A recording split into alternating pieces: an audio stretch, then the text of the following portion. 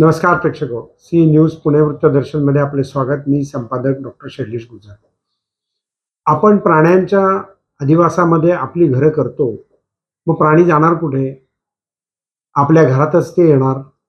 पुण्यात जनता वसाहतीमध्ये त्या ठिकाणी गवा एका ठिकाणी आला आणि तो तिथे अडकला. महानगरपालिका, रेस्क्यू टीम, वन खातं यांनी त्याची सुटकाही केली. पण यातनं एक गंभीर प्रश्न येतो की पर्वतीच्या आसपासची टेकडी या ठिकाणी ज्या प्रकारे मानवी वस्ती होतीये ती शहराला आणि प्राण्यांच्या अधिवासाला निश्चित भविष्यामध्ये त्रासदायक ठरणार. हा इथं आतमध्ये पडले खाली. हा दोन्ही पाईप आहेत ना इथं मध्ये. इथून नाही पडली त्यांनी.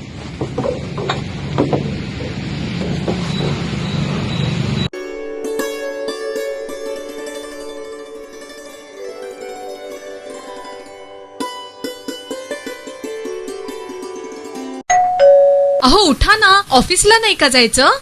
अगं मला आज फ्रेशच वाटत नाही, काही करायची इच्छाच नाही. अहो मग तुम्ही आजपासूनच न्यू युनायटेड फार्मसीचे गुड मॉर्निंग चूर्ण घेणं सुरू करा. अपचन, मलावरोध, बद्धकोष्ठ, आम्लपित्त आणि पोटाच्या तक्रारींवर खात्रीशीर आयुर्वेदिक उपाय. गुड मॉर्निंग चूर्ण.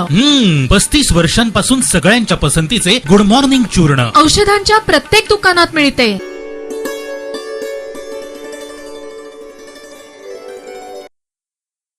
पुण्यातील धरण क्षेत्रामध्ये आज काही प्रमाणामध्ये पावसाच्या सरी आल्या आणि त्याच्यामुळे त्या ठिकाणी घेतलेली ही पावसाची चित्रफित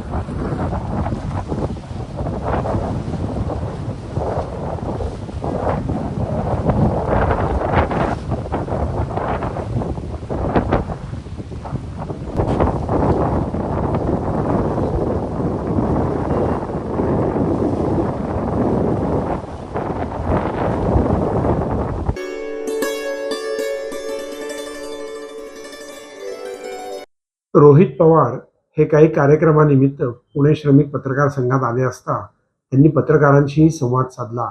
जाणून घेऊयात रोहित पवार. महाराष्ट्र लोकसेवा आयोग यांच्या माध्यमातून एक GR जो 26 जून 2026 ला काढण्यात आला, त्या GR मध्ये काय सांगण्यात आलेलं आहे तर महाराष्ट्र लोकसेवा आयोग पुढे येणाऱ्या गट क सेवा संयुक्त पूर्व परीक्षा 2026 तसेच आगामी सर्व पूर्व परीक्षा संगणक प्रणालीवर आधारित म्हणजे कम्प्युटर बेस्ड टेस्ट याच्यावर घेणार आहे. याला पूर्णपणे सर्व विद्यार्थ्यांचा विरोध आहे. कारण का ऑनलाईन जेव्हा परीक्षा घेतली जाते त्याच्यामध्ये पेपर फुटतात. हे अनेक वेळा आपण बघितलेलं आहे. तलाठी भरतीमध्ये सुद्धा मोठ्या प्रमाणात भ्रष्टाचार झालेला आहे, हे आपल्या सगळ्यांना तिथं माहिती आहे.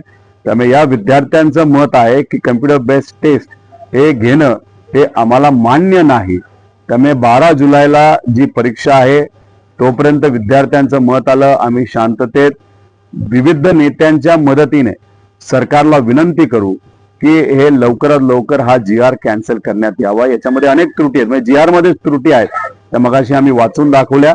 त्यामुळे सरकारला विनंती करतो की लवकरात लवकर CBT म्हणजे ऑनलाईन परीक्षा घेण्याचा निर्णय जो तुम्ही घेतलेला आहे तो रद्द करावा. त्यात भ्रष्टाचार मोठ्या प्रमाणात झालेला आहे, होऊ शकतो आणि बरेच काही त्रुटी आहेत.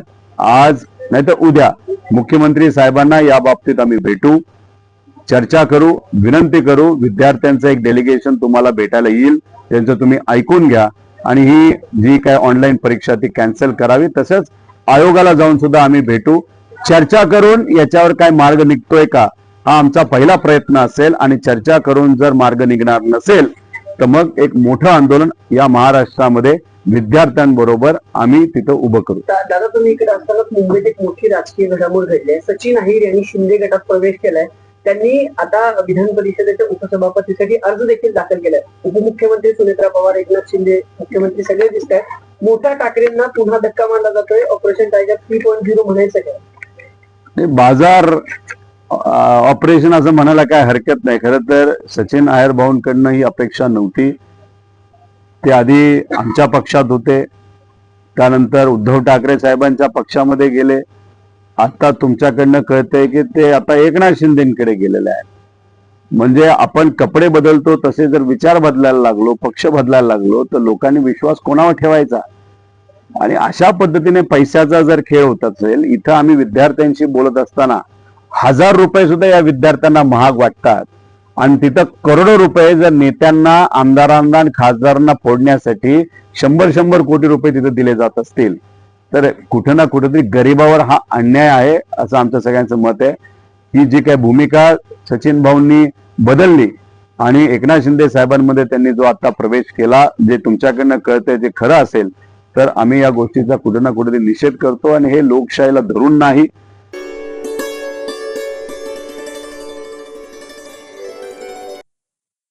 भारतामध्ये या पुढील काळात कौशल्य आणि तेही प्रत्येक व्यक्तीच्या जर अंगी असेल तर भारताची अर्थव्यवस्था अतिशय मजबूत होऊ शकते, रोजगार उपलब्ध होऊ शकतो आणि गरिबी आणि बेरोजगारी कमी होऊ शकते. COEP तर्फे आत्मनिर्भर भारताच्या योजनेअंतर्गत कौशल्य प्रशिक्षण दगडूशेठ हलवाई गणपती आणि सुवर्णयुग तरुण मंडळाच्या वतीनं आयोजित करण्यात आलं होतं. त्यावेळेला प्राध्यापक हिरेमठ त्या ठिकाणी बोलत होते. जाणून घेऊयात प्राध्यापक हिरेमठ. आपल्याकडे काय नाही याच्यापेक्षा माझ्यामध्ये काय आहे, म्हणजे निगेटिव्ह विचार न करता पॉझिटिव्हली माझ्यामध्ये काय आहे आणि जे काय आहे त्याच्यावरती आणखीन श्रम करून त्या काय आहेच्या माध्यमातून आपण एक देशाचे चांगले नागरिक, देशाच्या आर्थिक विकासामध्ये भर घालणारे होऊ शकतो, असा एक संकल्प या निमित्ताने आपण सर्वांनी करावा असं मला आवर्जून सांगावंसं वाटतं. आपल्या देशाचे माजी राष्ट्रपती डॉक्टर APJ अब्दुल कलामांचं नाव आपण सगळ्यांनी ऐकलं आहे. त्यांच्यावरचं पुस्तक अग्निपंख किती जणांनी वाचलं मला माहिती नाही, परंतु आपल्या समाजामध्ये जे नैराश्याचं वातावरण आहे विशेषतः विद्यार्थ्यांमध्ये, आणि विद्यार्थी दुर्दैवाने खूप वाईट मार्गाला लागणाऱ्यांची संख्या पण वाढती आहे, तर त्या दृष्टिकोनातनं आपल्यावरचा विश्वास दृढ करणं या अर्थाने त्या डॉक्टर APJ अब्दुल कलामांनी एक पंचसूत्री सांगितलेली आहे. ते काय म्हणतात की आपण, मी मगाशी म्हटलं की माझ्याकडे काय नाही याच्यापेक्षा माझ्याकडे काय आहे याचा विचार केला, तर त्या पंचसूत्रीमध्ये ते म्हणतात की आपण, आय एम दी बेस्ट, जे आपण स्वतःला कायम मी खूप चांगला आहे, मी क्षमतावान आहे आणि मी ठरवेल ते करण्याची क्षमता आहे, अशा प्रकारचा आपला स्वतःवरती विश्वास असला पाहिजे. याचा अर्थ अहंकार नाही, आय एम दी बेस्ट. दुसरं ते सांगतात की आय कॅन डू इट, म्हणजे जी कुठली गोष्ट मी करायची ठरवेन ती गोष्ट मी 100% करण्याची क्षमता माझ्यामध्ये आहे, मी ती करून दाखवेन.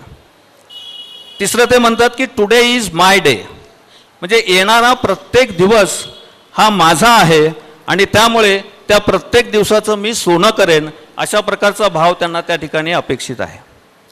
चौथं ते सांगतात की God is always with me. God म्हणजे समाजातली जी सज्जन शक्ती आपल्या उत्थानासाठी काम करते, ती प्रत्येक सज्जन शक्ती माझ्या बरोबर आहे. आणि याचा परिपाक म्हणून पाचवं सांगतात आय एम दी विनर, म्हणजे मी 100% यशस्वी होणार आहे. अशा प्रकारचा दृढ विश्वास आपण स्वतःच आपल्याशी बाळगला तर कुठलीही गोष्ट अशक्य नाही.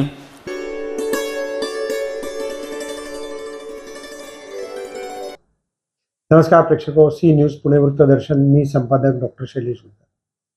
आज मुंबई विधान परिषदेमध्ये उपसभापतीची निवडणूक हा राष्ट्रीय चर्चेचा विषय ठरू शकतो, कारण त्या जागी ठाकरे गटाचे एकनिष्ठ, निष्ठावान आणि संपूर्णतः ठाकरे परिवाराला वाहिलेले सचिन अहिर यांनी सकाळी निर्णय बदलला.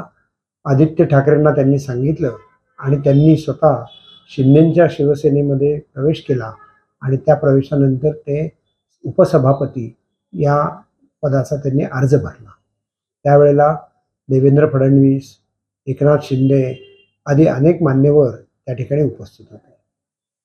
या सर्व गेल्या काही दिवसातल्या घटना पाहिल्या किंबहुना शिंदेंचा उदय पाहिल्यापासून जर आपण पाहतो तर आमदार फुटणे, पक्ष फुटणे अशी सर्व भूमिका घेत खासदारही त्यांनी 6 त्या ठिकाणी ते घेऊन गेले आणि आता ठाकरेंचे एकनिष्ठ गेल्या अनेक वर्षापासून असलेले वरळीतनं निवडून येणारे सचिन अहिर त्या ठिकाणी त्यांच्याबरोबर ते शिंदे सेनेमध्ये गेले. या सर्व घटनांचा क्रम जर आपण पाहिला तर महाराष्ट्राच्या देशाच्या सर्व राजकारणांमध्ये फोडाझोडीचं राजकारण हे कधीपासून वाढलं याचाच तुम्ही विचार करा. यापूर्वीही पक्षांतर होत होती. शरद पवार यांनी सुद्धा काही वेळेला स्वतःच्या पक्षातले आमदार घेऊन सत्ता स्थापन केली, पण कुठल्या ध्येयाने केली, कुठल्या विचाराने केली हाही विचार महत्त्वाचा असतो. जाणून घेऊयात एकंदरीतच महाराष्ट्रामध्ये सत्ता त्याच्या भोवतीचं राजकारण, बिहार सत्ता आणि त्याच्या भोवतीचं राजकारण, दिल्ली आम आदमी पार्टी आणि त्याच्या भोवतीचं राजकारण, तृणमूल काँग्रेसचे सर्व आमदार आणि खासदार त्या ठिकाणी फोडण्यात आले. हेही या भारत देशामध्ये लोकशाहीचं संविधान आहे म्हणून शक्य आहे. आणि कोण म्हणतं की संविधान हे चुकीचं आहे, त्याच संविधानाने तुम्हाला राजसत्ता मिळवून दिली, हे आपण विसरता कामा नये. पाहत रहा सी न्यूज पुणे वृत्तदर्शन.